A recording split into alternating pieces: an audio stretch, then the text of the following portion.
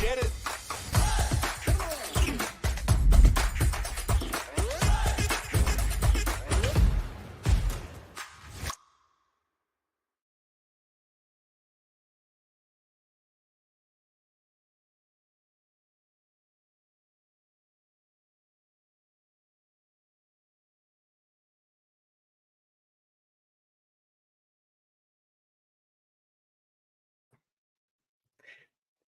Hey there, Heather. Sorry, I just wanted to pop on real quick, let you know that your microphone is off.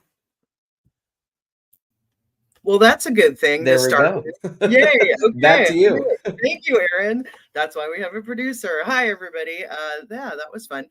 So good morning, good evening, good afternoon. Welcome to the first and fun Microsoft Global Community Initiative General Session that we're having on our YouTube channel, Microsoft Community Learning. Thank you all for joining us today. We have a lot of fun, wonderful things to talk to you about. We've got a great speaker who's coming on as well. And so, yeah, just to get things kicked off, also, Tiffany Lee should be on with me as well, who's on my team on the Microsoft community, the Microsoft Customer Advocacy Group. For those of you who don't know me, my name is Heather Cook. I'm a principal PM on the Microsoft 365 team, and really happy to be here with all of you. So we are going to get started with our general session, and typically those have lots of information and updates on the initiative itself. If you have never been on a global community initiative session before, or you're like, what is this? And, how do I learn more? We have an AKA link, those AKA links that we do at Microsoft, aka.ms/MGCI. And you can check out everything about MGCI there and read all about the program and the initiative. For all of our events that we have digitally or otherwise. And you can go back to that other slide. We do have a digital code of conduct where, we all, working with each other. There's a way to get on the chat here in the Microsoft Tech community. And we encourage everybody, to create a welcoming and safe environment. If you want to ask questions, you can do so over there in the MTC. We're very excited to be over there now with this event on an event page, and then also in our YouTube channel as well. So, we'll get to the next slide. This is going to be our agenda. We will have some announcements, some subcommittee updates. So the Microsoft Global Community Initiative was started a few years ago, actually during COVID, and we brought on and nominated board members from the community, and also we have regional leads across the world. There's about I believe there's 8 board members, and then there's also 60 regional leads. So very excited to have all these folks from the community giving feedback and helping others learn about how to produce events. A lot of people produce events in the world, and thank you so much if you are an event producer. We really appreciate you and what you do for the community. Those events that are put on can be a heavy lift. And so it's exciting to learn from others, basically training the trainer, if you will, from other Microsoft MVPs and regional directors and user group leaders around the world. That's what MGCI is all about, is how we empower each other to put on great local events and to learn more about how to facilitate community in our local areas. So those subcommittees, which we have 3, one is about communications, one is about training, and one is about technology and tools. We also have a wonderful speaker today, Perla Ramirez, who's going to talk about coaching first-time speakers. And we have some updates on the community, and then we'll have a bit of an open discussion forum. So next slide, please. So as you can see and hear and check out, we're on a different call format. We've moved from Teams into this live stream. We will still continue to do an AM and PM call. And then you can join the open discussion at the end of the call, especially if you're watching on the Microsoft Tech community. So that Tech community page, you can check that out and also have a discussion and dialogue there. Hopefully this is going to be more accessible for a wider audience, and all calls will be available on demand for later viewing. So thank you so much for leaning into our new format. Next slide, please. Another show that I am so thankful to host, Mondays at Microsoft with Caruana Gatimu. She and I have our show on Mondays, every other Monday, where we talk for half an hour about what's going on with Microsoft. And we started this show the last 2 summers ago now, and we've loved it because we can keep up now a little bit more on what's going on in the world, and hopefully we're helping you keep up as well. We live stream here on YouTube as well, and then the shows are available on demand. So next slide. Come and check us out next Monday. So we have our communications workstream update, and I believe we have Isadora, who is here to talk about what's going on in communications. One of our wonderful board member regional leads, Isadora. Dun, dun, dun, dun. Hello. Yeah. Hi. Where Hello. are you coming to us in the world from? I'm in Oceanside, California, which is not my normal place. Where are you? Where are you coming from? I'm currently in Switzerland, but very soon I'm going to be in Paris, where I'm going to see Heather. Yes, for the AI tour. So very excited about that. So Izzy, go ahead and give everybody an update on what's going on in communications. Yeah, please. sure. So hi, everyone. Just in case you haven't seen me before in the calls, my name is Isadora. Feel free to call me Izzy. I'm a Microsoft MVP based in Switzerland and happy to be a board member on the MGCI. So let's head over to the slides and see what we have on our comms updates. All right, so working on it. After general session, in the upcoming weeks, you will receive our October newsletter where we recap what happened in the community and what's coming up next. Interesting is our Microsoft field playbook for events. It is done and ready. We're just working on some final internal reviews, and then we're able to share it with you, and especially for those in North America, will be very helpful for you to plan your community events. When it comes to our social media, you might have seen we've become more active on LinkedIn, on X. Heather has been sharing a post, of course, to join our general sessions. If you want to get featured in our newsletters, or if you want us to spot your post, please ensure you use #CommunityLove. I had a quick check this morning. I've seen some pictures from events and events coming up. Maybe Erin, you quickly want to pop up the hashtag on the screen. Perfect. Thank you so much. So yeah, stay social under #CommunityLove so we can spread the news. And then last but not least, we're working on a transition to the tech community. Oh, there's my little one. Sorry, one second.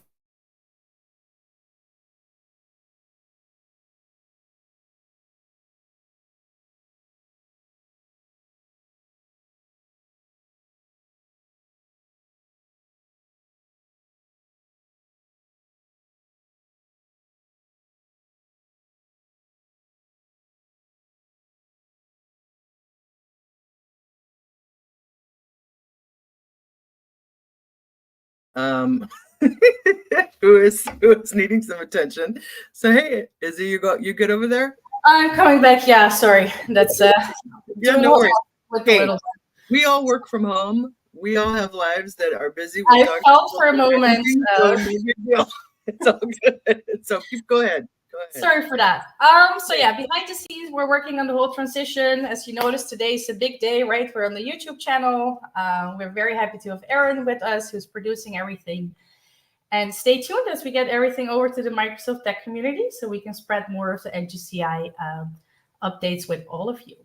Thanks so much, Heather. Yeah, absolutely. Thank you, Izzy. Really appreciate it. And I would say, so Izzy and we've got Jennifer Roth Mason. I'm like, yeah, I was like, for her, and then also Sharon Weaver on for communication. So I just want to say thank you to the committee that you all help put out the newsletter that you all see.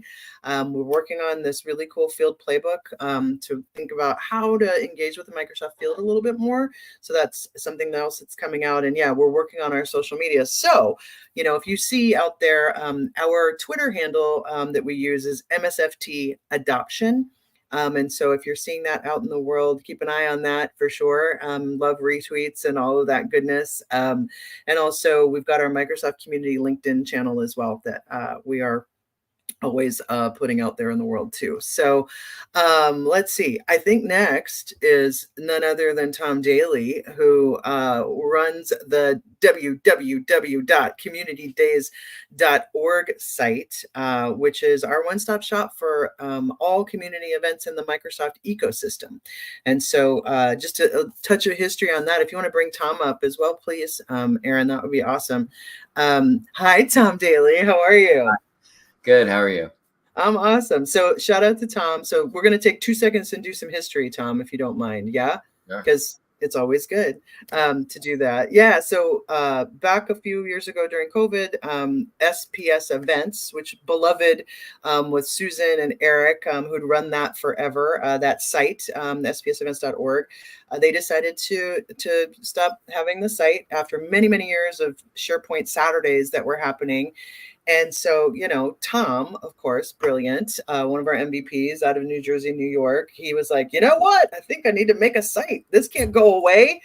And then we started talking, and Tom was creating, and we said, let's put that on Microsoft infrastructure and high five, and help the community make sure that there's a place for these free events. And thus, Tom, you created this beautiful site.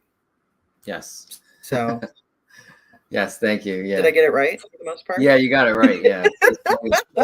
We were filling the hole Yeah. because everybody loved that site. We all went to it to find events, to where are things happening, and we wanted to expand on that and include all the different Microsoft technologies. So it's not just, it was always just SharePoint. Yep.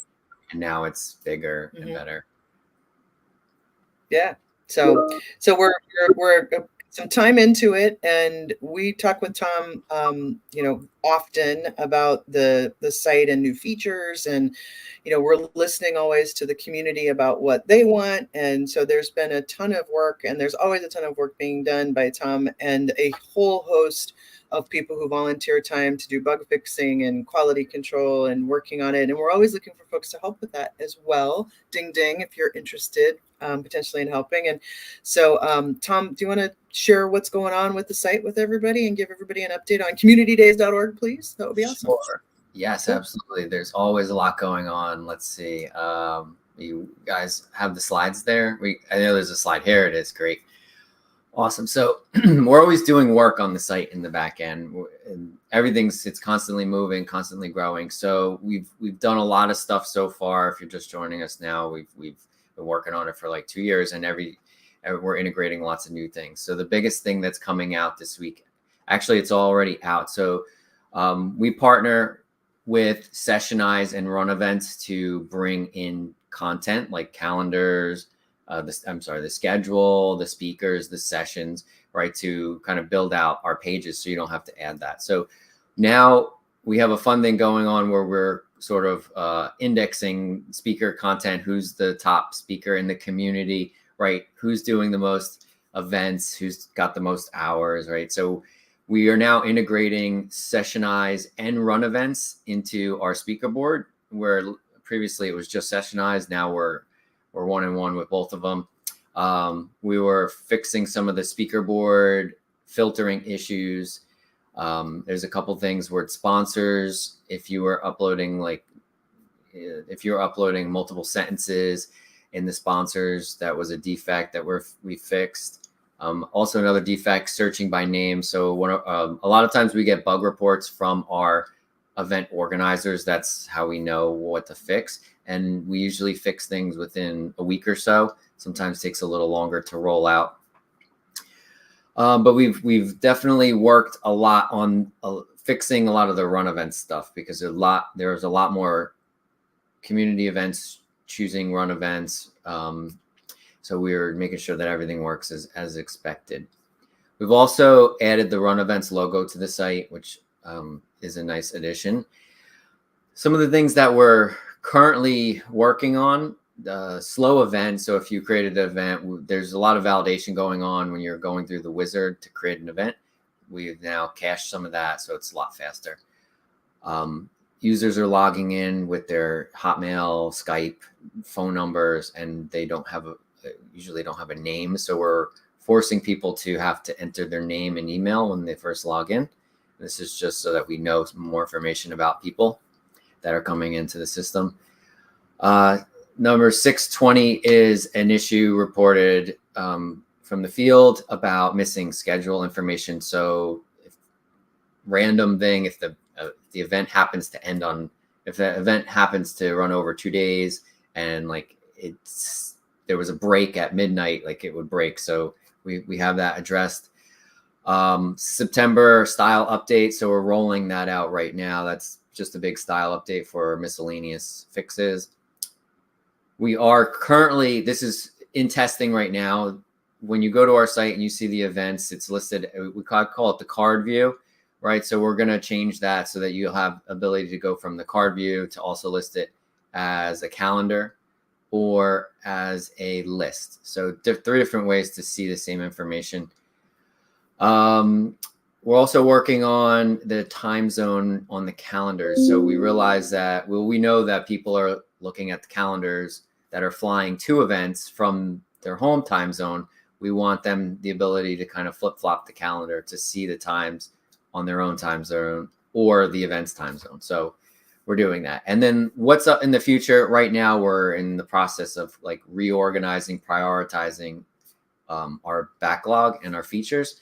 So we're trying to get all this stuff out. And then what's up next? We're just fixing some of the back end stuff, the DevOps pipelines, and we're working on figuring out what's next and what's going to have the most impact for event organizers. That's really what's in my mind for the next step. So that's the update going on right now. We are always looking for volunteers. So if you're in the MCGI or you join up, you can leave a comment and we will, I think we have a link. Yeah. So join up today to the MCGI and MGCI and keep saying it too fast. And then you can always pitch in and help out. We have lots of bugs to fix and we have lots of features we want to do. And there's a small team of us that's growing. And I'm very happy for all of our volunteers that have offered to help out in October. Awesome.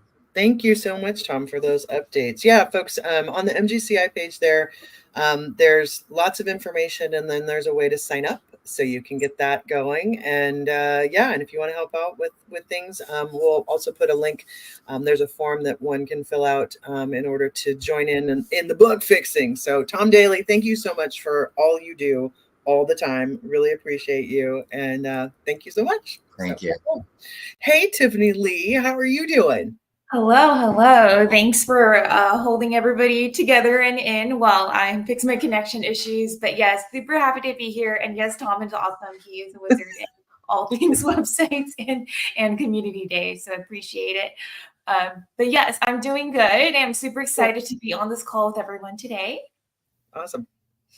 Yeah, do you want to, why don't you introduce our guest speaker? Because you've been working with her and working with all of our guest speakers. Y'all, Tiffany has been running this call now for a really long time, and she's been doing such a good job. I just want to give you some shout out and kudos and bringing all kinds of awesome guest speakers from our regional leads in. So just super awesome. And please do the intro. I would love that. So, yeah, of awesome. course.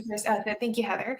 I appreciate it. But yes, coming up is our next guest is Perla Ramirez. I have a short little story about her, but I actually first met her in person in our conference, the Microsoft 365 conference in Florida this year. And she was super just enthusiastic and she sought me out from the crowd. And so Perla Ramirez, she is actually a change manager as well. So she does everything that we talk about in all our communities, adoption, event management, and more in her day-to-day work, as well as being a regional leader, a Microsoft Global Community Initiative regional leader on the side. So we can bring up Perla, and I'm gonna let her come speak on her own behalf, but she has some great content today as well. Hi, Perla. Hi, Tiffany. Thank you for having me. Thank you. Of course. Yeah, I would just... All right. So, bienvenidos. Welcome everyone to today's conversation. We're going to have a little discussion about supporting new voices in the Microsoft Global Community and also known as coaching first-time speakers. I'm very excited to be here today to share a little bit of background of supporting those new voices and why it matters. Today, we're going to explore how we can support and encourage first-time speakers in the Microsoft Global Community. I'll be sharing tips and strategies to help mentor these new voices and to ensure they succeed in delivering impactful sessions at your community events. So next slide, please. So let's take a look at the 4 main types of first-time speakers. Each type of speaker faces their unique challenge, whether they're moving from virtual to in-person to virtual, managing both, or complete beginners. Our role is to provide tailored guidance to help them navigate these challenges with confidence. So one of the things that I think is most helpful is to practice that mentorship and to help them with feedback, which is key to their success. So I'm just going to roll through a couple of the challenges that each of these roles that somebody can take in an event can occur. So let's talk about the virtual only speaker transitioning to in-person, which I did this year. And it was after so many years of giving virtual speeches, transitioning to a live event was not as hard as I thought it would be, but it's because I had a panel to support me. And we'll get to a little bit of that later in our conversation. So let's talk a little bit about the challenges. These people may be used to that safety net of speaking behind a screen. So speaking in front of a live audience can feel intimidating.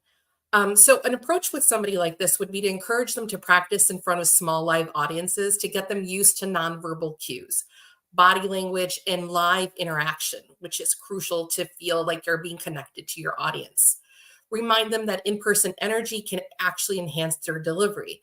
So cadence, how do they deliver? Because it is different from how you deliver in a virtual audience. So the next one is in-person transitioning to virtual. Some of the challenges they may face may be to struggle to convey energy or connect with an audience they can't physically see. I think one of the things that I struggled with when I started giving virtual speeches was that dead silence. Oh, it is so nerve-wracking to hear nothing. And so you're just having to just be very kind of flying by the seat of your pants to kind of just feel that interaction with other people. So an approach that I would take with this would be to help them understand how to use virtual tools like polls. Remember, polls are our friends. They really help us drive that audience engagement. So engage with the audience on how to maintain energy without live reactions. The next one up is hybrid speakers. People doing both virtual and in-person speaking for the first time. Some of the challenges could be to balance the dynamics of both a virtual and live audience simultaneously can be tricky. So it is, I think, one of the hardest things to do is to manage a virtual audience and an in-person audience. Oh, it is hard. An approach would be to suggest focusing on camera presence for live participants while occasionally interacting with the live audience. They should practice managing technology smoothly for a seamless experience. And the final one, the complete first-time speaker. No prior speaking experience.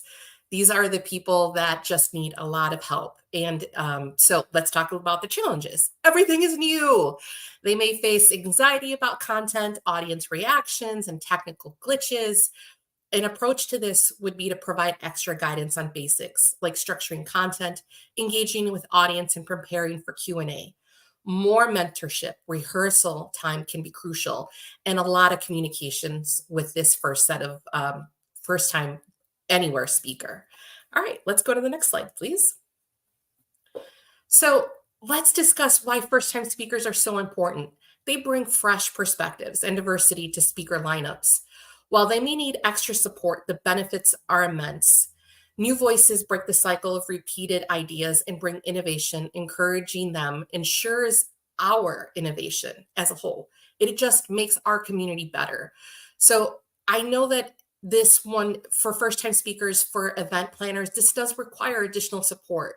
But I will tell you that I was there once, and now that somebody helped me along the way, I feel better about sharing information. I feel much better about accepting invitations to join. So reach out to people like me. We're there and we're ready. We just need help. Next slide, please. So the importance about creating inclusive events, it really helps us, again, broaden the conversation. It's important, again, to actively seek out first-time speakers. And the way that I would do this, that I would just really encourage all of you, put that banner on your event, actively seeking first-time speakers. And what this would mean for you in the background is that, yes, you may have to provide a little bit more mentorship, maybe a little bit more guidance, but just this really can start with just simple steps like adding a speaker to, speaker intake form. Is this your first time speaking? And then maybe use that first slide to ask, like, what type of speaker are you, so that you know what type of support that person is going to need. Next slide, please. So pairing first-time speakers with mentors, this happened to me this year.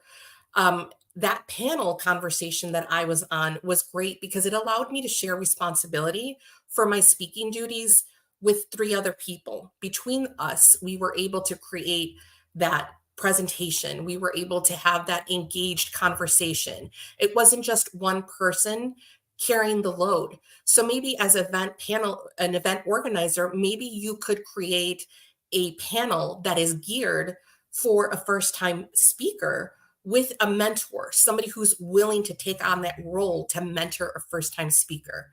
It's really a great way to share that responsibility, and it's equally important to pair them with mentors. They offer guidance, mentors offer guidance, how to get that timing cadence, which is really, really important for events.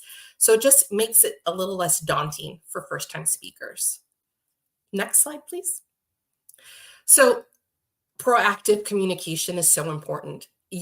For me, one of the things that I thought was great was that effective communication to ensure that I knew when I needed to do certain things.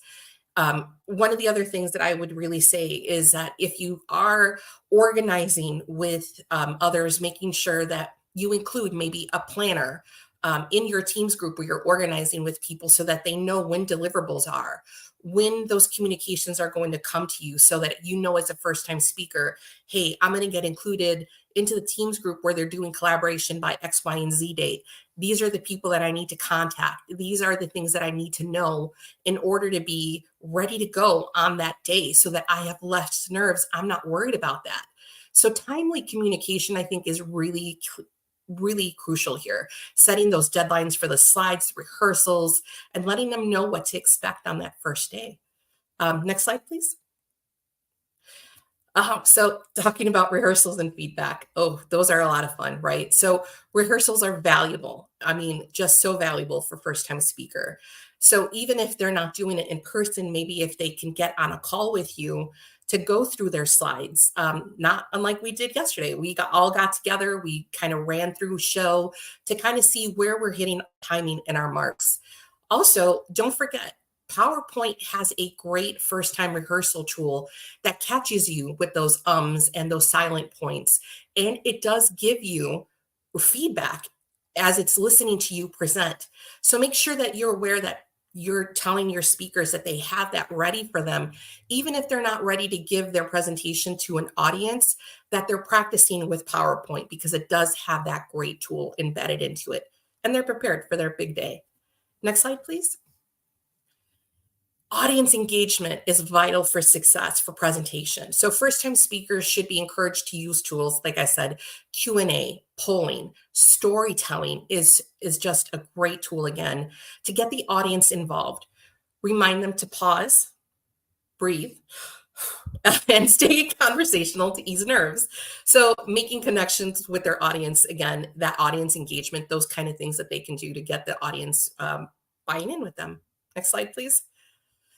Okay, offering advice for first speaker slide design. So my slides today, I didn't design them. PowerPoint did that for me. And again, it released me from that burden of having to design slides. Now I know a lot of our, events do already have like templates already ready to go. But for those smaller organizations where you don't have a template ready to go, again, PowerPoint has those great tools that you can use to design your slides. So often first-time speakers struggle with creating slides. You can provide them templates, design tips to ensure their slides are visually clear and engaging. Less is more. So limiting that text and use visuals to keep the design aligned with the branding to maintain focus on content. Next slide. Yeah, storytelling. I love storytelling. I think it's probably one of the best tools that we can all use in order to create better content. It's a powerful tool a speaker can use. It encourages speakers to share stories, their own stories, whether from personal, from industry experience, and this helps them structure their conversation. It makes it more memorable and it connects the audience on a deeper level. So really kind of getting those tools out there for how people can create engaging storytelling. And next slide, please. One of the big changes that I think happened this year is the supporting demo environments. And I caught myself in that this year. Those E5 environments that we used to be able to spin up, they're no longer available unless you have, I think, certain requirements. So if you are hosting an event, and I will say this from my own personal experience, I was used to using my work demo, and obviously I can't use my work demo when I'm doing these kind of things. So somebody who's maybe not an MVP may not have access to those E5 demo environments. So make sure you have that demo environment, or you can borrow one from someone to give access to a first-time speaker who may not have that readily available. So providing shared access like that E5 environment can be a game changer for presentations. Offering shared resources, it helps them to deliver a polished and professional demo. So that's my presentation for today, and we'll wrap up with any questions. But I hope these tips help you feel equipped to mentor your first-time speakers, supporting those new voices in our community. And I'm happy to take any questions or share additional insights. But other than that, I will hand it back over to Heather or someone else on the call. Thank you. Oh, good. Yeah, keep Perla up for a minute. That was awesome. Thank you.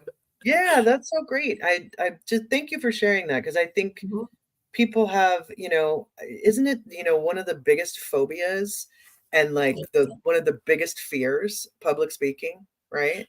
It really is. And today, how I got ready for this was just, again, as a reminder to myself, I'm having a conversation with my friend Heather.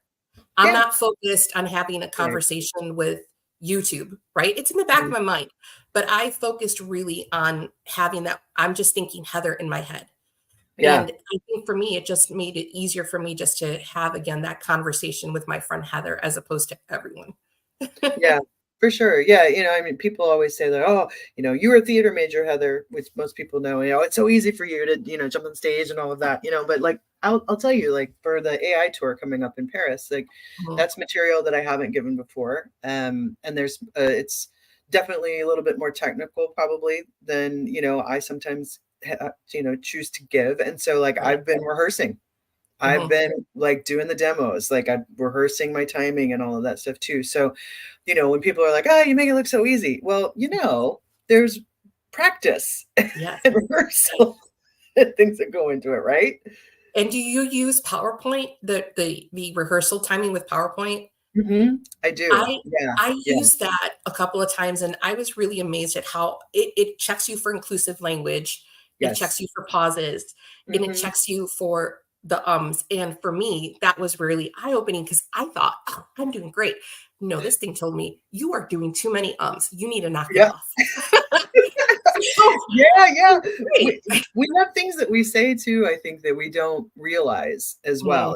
Sometimes we put, like, there's an interesting thing in language that it's what's that? Oh, in Spanish, it's sometimes people will put verdad at the end, right? And or in French, it's d'accord, I think. And then we sometimes will say right, like to get to build consensus. Get others to agree with me. Yeah, exactly. Like, we're in this together, right? like, kind of thing. And it is kind of one of those, it's like an potentially, especially if you say it like after every sentence, right? Right? Yeah. Our bad. I know.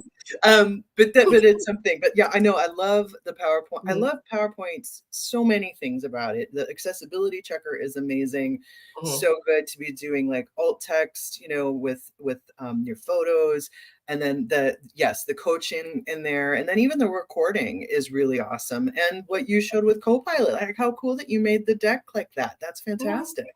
Yeah. And that took like 2 minutes. It was so fantastic. So rely on the tools. Wow. Microsoft makes great tools. Rely on them. That's awesome. Get them. So thank you for having me today. Appreciate it. Yeah,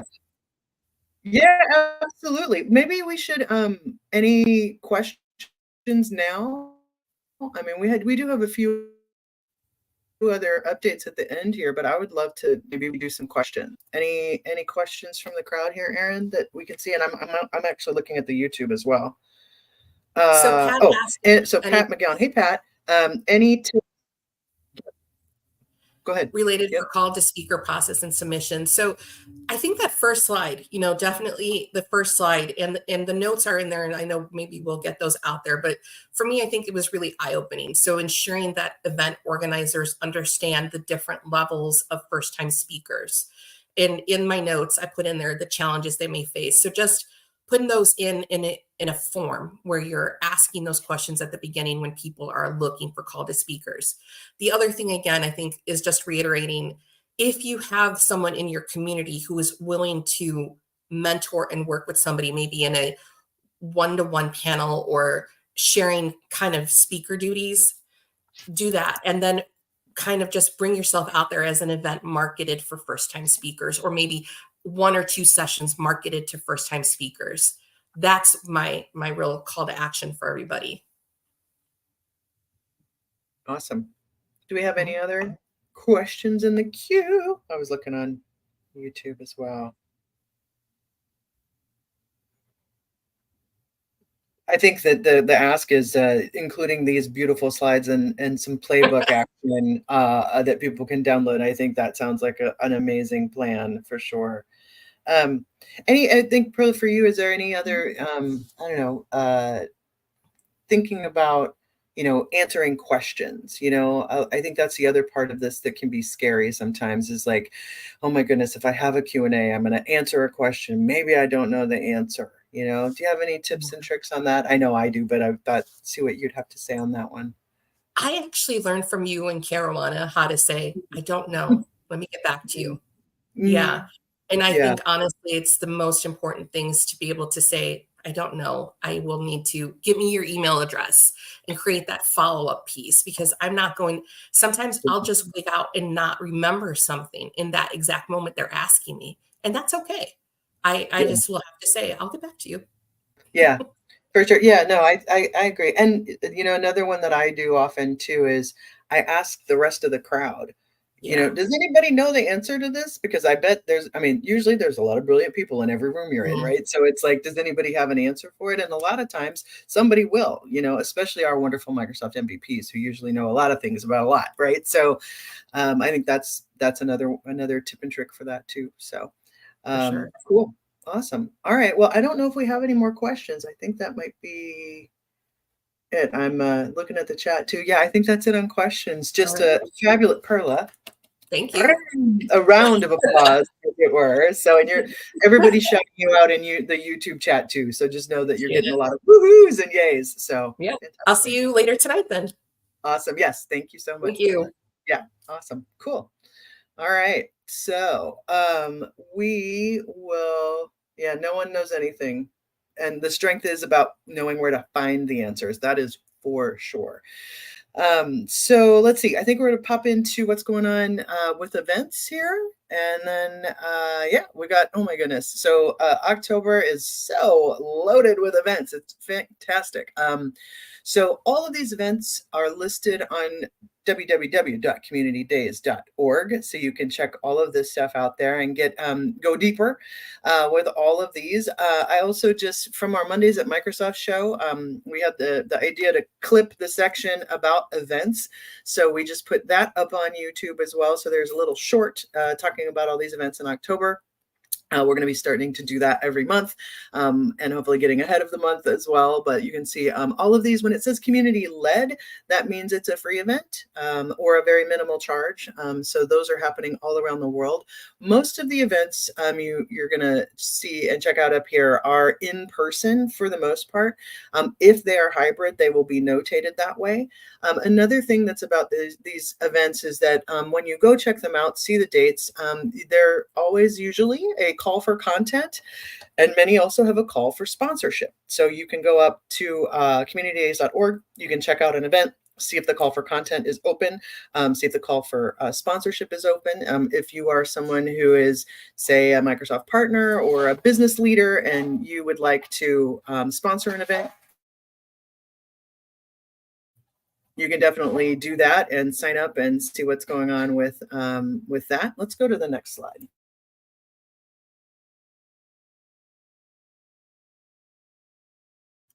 There we go. Had to close the window. This is live. Isn't that fun? So anyway, community produced events. Community produced means there's a registration fee for the event. So you have to sign up and register. So you can have, let's see, Community Summit North America, Scottish Summit, lots of things going on. And this also shows what's going on into November as well. If there is anything missing on these slides, for you who are an event producer, definitely let us know. We'll make sure we'll get those updated. I know that the Community Days Mexico City is also coming up on Halloween on the 31st of October, and that is a free event as well. And if you know somebody, this is a great point from Wes Preston, one of our regional leads. If you know somebody that can sponsor, be a matchmaker and connect them with the organizers. Yes, I'm reading that right now. So sponsors are hard to find right now. I think, businesses are looking very carefully at what they sponsor and what they give money to and what the give gets are from different organizations. So definitely check those out. So next call, share your feedback on the MGCI for sure. We would love to have your feedback at that link there. You can invite your colleagues to join. And if you haven't been a part of the Microsoft Tech community, where we have the event page for this, where you can watch and also put your questions in, the techcommunity.microsoft.com is a place for that. And also to get your forum questions answered. If you have questions about technology in general, it's where all of the blogs are for Microsoft 365. For our next call, we have one PM today, which is at 5 p.m. Pacific time. So there's another call, this same call. And then, will you pull that slide back up, Aaron, please? Because I want to give a shout out to Mike, who is going to be our next call, the next general session, which is going to be November 12th. Mike Madriani is going to be on talking about lessons learned from Community Days Ottawa. So that was one of those community-led free events that is coming out of Ottawa, the one-day event, and he's going to talk all about how that event went, what the lessons learned are, and so you're learning again from another event producer in this space. So that'll be awesome. So let's see, what do we got for our next slide? Oh yeah, Microsoft Ignite. So we have got the big flagship show, Microsoft Ignite, coming up November 19th through the 21st. It is in Chicago, Illinois, in the United States. The in-person is sold out, but everybody can attend virtually. So you can definitely check that out. And you can go to ignite.microsoft.com or just type in Microsoft Ignite in any browser, and it will take you to that event. So you can sign up virtually to check that out. There will be tons of announcements as usual at this wonderful big flagship event coming soon. So also, yeah, these are all the different places where you can connect. The Microsoft community, like we'd said, communitydays.org, and the Microsoft community on LinkedIn. So you can check all of those links out there and stay connected with us. So very excited to have this call here. Let us know here what you thought about the call and the MGCI in general. There's a QR code and a way to do feedback. And we'll leave that up for just a second. And I'm going to look at the live chat real quick here and see if there's anything else that we potentially missed on questions. Yep. Let's see, calls for sessions. Yep, all of that good stuff. Yeah. And we will be hosting slides up on the MGCI community tenant. And we are working on a new space, potentially on adoption.microsoft.com on our MGCI page to host documents as well for download. So we'll be working on that for an update soon. So I think with that, I think we might be done. Do you want to pull up everybody so we can give some jazz hands and a wave if folks are still around? Tiffany, awesome. Tom, Perla, everybody. Aaron, come on. All right. Also, so I'm feeling the jazz hands from the YouTube channel from everybody. So jazz hands and positive goodness for everybody this morning. Yay, big hearts and goodness. Yeah, there's a lot going on in the world. So sending out goodness and grace to all of you and to each other, because we need more of that in the world, and that's what community is all about. So appreciate everybody. Tom, thank you for the updates. Izzy, thank you for the updates. Tiffany, Perla, thank you for that beautiful session. Dave, thank you for being on as well. And Aaron, our producer in the back, awesome. Jagadesh, thank you. So appreciate y'all. November 12th for the next one next month, and then later today at 5 p.m. we'll see you back here on this live channel, and maybe I'll start it without being on mute. We will see. You got to come check it out to see if that happens or not. So thanks, everybody. Have a great day. Checked out. Bye-bye.